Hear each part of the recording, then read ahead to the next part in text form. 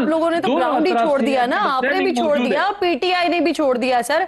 अभी आप लोग इदारों के ऊपर तनकीद कर रहे हैं सर, लेकिन इसी असेंबली ने जब वजीर आला का इंतखाब हो रहा था केपी के असेंबली में, तो आप तो अदालत पहुंच गए थे लड़ने के लिए।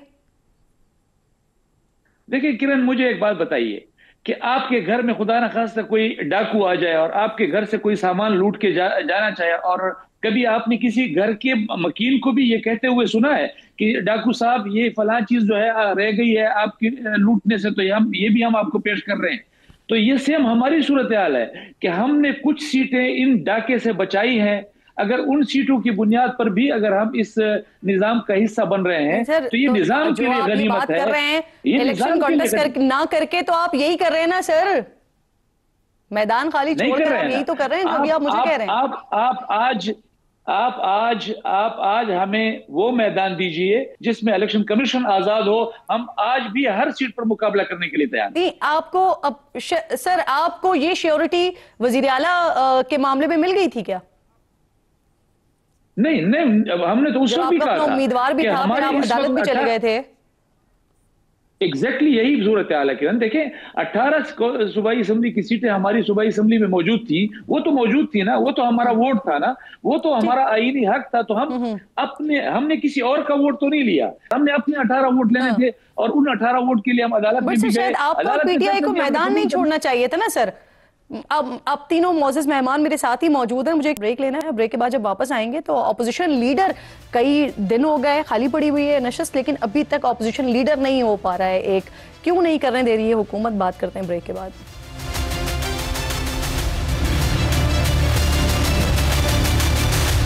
प्रोग्राम में एक बार फिर आपको खुशामदीद कहूंगी। मेरे तीनों मौजूद मेहमान मेरे साथ मौजूद हैं। उज़ैफा साहब, आपकी तरफ बात लेकर आ रही हूँ। सर, ये जो ऑपोजिशन लीडर का मामला है, ये क्यों आप लोग एक ऑपोजिशन लीडर को नहीं आने दे रहे हैं? महमूद अचकज़ई साहब हो गए और अल्लामा राजा नासिर अब्बास साहब हो गए, क्या एतराज़ है आपको इन दोनों शख्सियात पर? हमें किसी पे कोई एतराज़ नहीं है। बानी तहरीक इंसाफ खुद यू टर्न लेते हैं, कभी सी टर्न लेते हैं। पहले वो खुद तो तय कर लें कि उन्हें बनाना किसको है। हर 10-15 दिन बाद अपना कैंडिडेट चेंज कर देते हैं। अब सर, उन्होंने तय भी कर लिया, उन्होंने रिक्वेजिशन स्पीकर को दे भी दी। नहीं, अब तो आप लोगों की तरफ से कहा जा रहा है कि नाम तब्दील करें। देखें, पहले उन्होंने राजा नासिर अब्बास साहब को नॉमिनेट कर रहे थे, अब अचकज़ई साहब को नॉमिनेट कर रहे हैं। अभी भी सेनेट में है सर, देखिए कौमी असेंबली में महमूद खान अचकज़ई साहब, कहां मिक्स कर रहे हैं आप? मैं वही अर्ज कर रहा हूं कि उम्मीदवार ये अपने हमेशा चेंज करते रहते हैं और ये इनकी आदत है। चेंज किया अल्लामा सेनेटर राजा नासिर अब्बास साहब सेनेट में हो गए, वो तो सेनेट के महमूद खान अचकज़ई साहब कौमी असेंबली में, अरकान असेंबली के साइन शुदा दरखास्त मौजूद है स्पीकर के पास। देखें, एक तो जो जितनी भी अरकान असेंबली हैं उनकी दरखास्त कोई लीगल बाइंडिंग नहीं है, क्योंकि इलेक्शन कमीशन ऑफ पाकिस्तान वाजे कह चुकी है कि जितने भी एमएनएज हैं इनके, वो आजाद हैं, ना वो सुन्नी तहरीक के हैं ना तहरीक इंसाफ के हैं। नहीं सर, तो ये किसकी, ये आपकी सवाबदीद है कि जिसको चाहे ऑपोजिशन लीडर बना दे? स्पीकर की सवाबदीद है। स्पीकर ने देखना है, क्योंकि बानी तहरीक इंसाफ माजी में भी, जो मेरी बात आप अंडरस्टैंड नहीं कर सकी, पहले उन्होंने जब शिबली फराज को भी, शिबली फराज को, उमर अयूब को भी जब बनाया था, तब भी उन्होंने 2-3 उम्मीदवार चेंज किए थे। यानी अब भी इनके जो लोग हैं, जिनके साइन इन्होंने करके दिए हुए हैं, वो हमें आगे कुछ कहते हैं। सर, मुझे नहीं समझ आ रही है सर, मुझे इसलिए समझ नहीं आ रही कि ऑपोजिशन के लोग जो है वो किसी के ऊपर भी एतमाद करके कहें कि ये हमें ऑपोजिशन लीडर चाहिए, ऐसा नहीं। लेकिन स्पीकर साहब जो कहेंगे वो होगा ऑपोजिशन लीडर। ऐसा नहीं है। अगर आप एक जमात के ज़ाहिर है उस प्रोटोकॉल में आ चुके हैं, जमात को ज्वाइन कर चुके हैं, फिर पार्लिमानी लीडर जो होगा वो लेटर हेड पे लिखेगा तो पूरी जमात उसको फॉलो करेगी। अगर आपकी जमात ही मौजूद नहीं है, आपके साथ 50, 60, 70 जितने भी लोग हैं, सब इंडिविजुअल कैपेसिटी रखते हैं, अगर आप एक लेटर हेड पे लिखकर भेज देते हैं कि आप महमूद खान अचकज़ई को बना दें, जबकि वही लोगों से जब उनसे अलग-अलग बुला के पूछा जाता है तो वो कहते हैं कि नहीं, हम नहीं चाहते कि बने, वो किसी और नाम पे मुत्तफिक होते हैं। तो स्पीकर की सवाबदीद है कि स्पीकर वेरीफाई करे कि आया कि ये 60-70 लोग इस नाम पे मुत्तफिक भी हैं या नहीं, या स्पीकर सिर्फ इनके लेटर हेड को देखकर नॉमिनेट कर दे और उसके बाद इन्हीं में से 30-40 लोग खड़े हो जाए और कहें हमने तो उसको नॉमिनेट ही नहीं करवाया था। नहीं मैदर साहब, अच्छा, दूसरी बात है, अच्छा मैं मुकम्मल कर रहा हूं। दूसरा, बानी तहरीक इंसाफ ने जब उमर अयूब को नॉमिनेट किया था, तब भी 2-3 उम्मीदवारों ने चेंज किए थे। पहले वो शाह महमूद कुरैशी कभी बेटे को बना रहे थे, कभी उमर अयूब का नाम आ गया, अब भी उन्होंने अपनी जमात से बाहर एक बंदे को नॉमिनेट किया है। हमारी मालूमात ये कहती है कि इनकी जमात के बेशतर लोग इस नॉमिनेशन में मुत्तफिक नहीं है। नहीं, सर, ये आपका दर्द सर थोड़ी है कि वो मुत्तफिक हो या ना हो। वो साइन नहीं, जिन लोगों ने साइन किए हुए हैं वो लोग कहते हैं कि हमारे साइन जबरदस्ती कराए गए। बहुत बेशुमार लोग हैं। दो नाम बता देखिए, दें। नाम मुनासिब नहीं है, स्पीकर इसको वेरीफाई सर, जब वो कह रहे हैं तो बताएं ना। जब स्पीकर इसको नोटिफाई करेंगे, नहीं, वो जिसको भी कह रहे हैं कि opposition हम leader मुतमईन नहीं है महमूद खान अचकज़ई से, तो उनके नाम बताएं ना। नहीं, अगर स्पीकर महमूद खान अचकज़ई को नॉमिनेट नहीं करते, किसी और को करते हैं, तो स्पीकर रीजन बताएंगे ना कि इन लोगों की सपोर्ट की सर वजह से यही मैंने सारी बातें ना, अब जब वजीर आला का सुहेल साहब का जब इंतखाब हो रहा था, उस वक्त भी आप लोग यही बातें कर रहे थे कि हमारे साथ बहुत सारे लोग मौजूद हैं, लेकिन उसके बाद वजीर आला बन गए ना, प्रोग्राम में उस पीटीआई के लोग नहीं एडमिट किया। मैं तो आपके प्रोग्राम में उस गलती को एडमिट किया। नईम साहब, सर एक तो अभी हुज़ैफा साहब की बात आपने सुन ली, कल मैंने दानियाल साहब से पूछा था तो उन्होंने कहा था कि जो लार्जेस्ट पार्टी होती है उसका मेंबर होना चाहिए। तो यानी ये लोग तो महमूद खान अचकज़ई साहब के साथ नहीं जा रहे हैं, फिर क्या करेंगे आप लोग? क्या आप नाम चेंज करेंगे? क्योंकि ये ऑप्शन वो दे रहे हैं कि नाम चेंज कर लें, कल ही बना देंगे ऑपोजिशन लीडर। असल ना बात ही है कि मैं कल एक शो में बैठा हुआ था और PMLN के रहनुमा थे और वो कह रहे थे कि इमरान खान साहब की मुलाकातें हम इसलिए नहीं करवा रहे क्योंकि वो जो है ना खाने जो है ना वो मांगते हैं, देसी मुर्गे मांगते हैं। बात यह है कि इस्लामाबाद हाई कोर्ट का हुक्म है, जेल मैनुअल कहता है कि कोई कैदी आइसोलेशन के अंदर आप नहीं रख सकते, उससे उस वकला फैमिली रुफका की मुलाकात आपने करवानी है। और हाई कोर्ट का 3 मेंबर बेंच का फैसला वो हम लेकर जाते हैं और उसके ऊपर उनका जवाब आप देखिए, ये देख लीजिए, आप इनकी सीरियसनेस का हाल देखिए। ये कह रहे हैं जी कि उन्होंने नाम तब्दील करने हैं या पार्टी जो है वो इत्तेफाक नहीं कर रही। भाई हमारी तरफ से नॉमिनेट कर दिया गया है।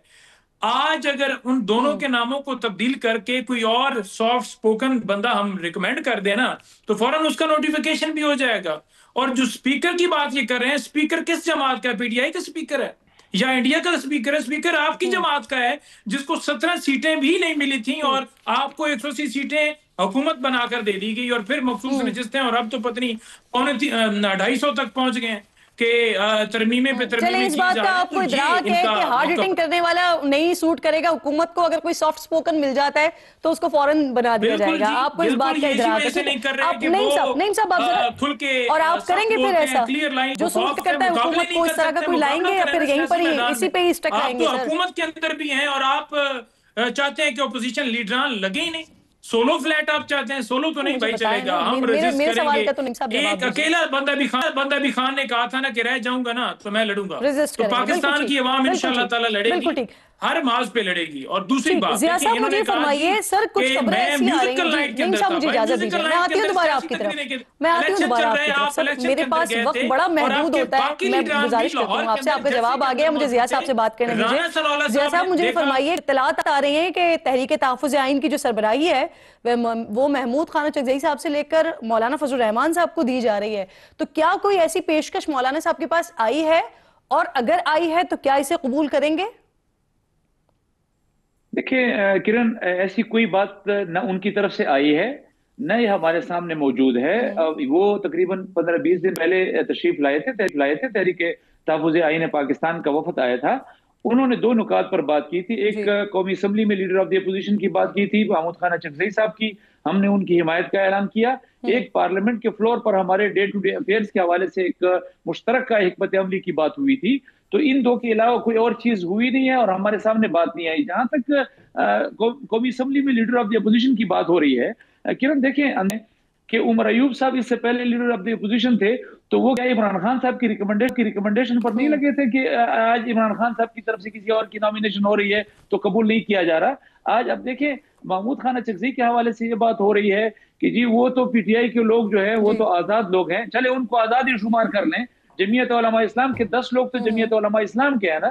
महमूद खान अचकज़ई साहब का 1 वोट जो है वो तो पख्तूनख्वा मिल्ली अवामी पार्टी का है ना। ये 11 वोट शुमार करके उनको leader of the opposition declare कर दें।